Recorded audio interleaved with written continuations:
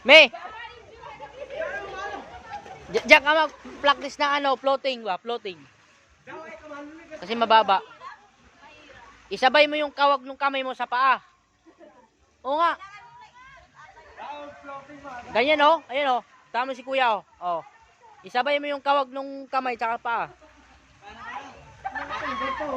Ayan oh. Kaya yan oh. Sige. Buri. Bigay mo lang yung katawan mo, higa. Oh. Higa. Tapos, ganyan mo. Tapos, yung paa mo, ganyan mo. Mauna yung kawag ng kamay bago paa. Yung paa tsaka yung kamay, ganito mo. Yan. Sabay. Kaya yan? Paano yung paa mo nakaganon o?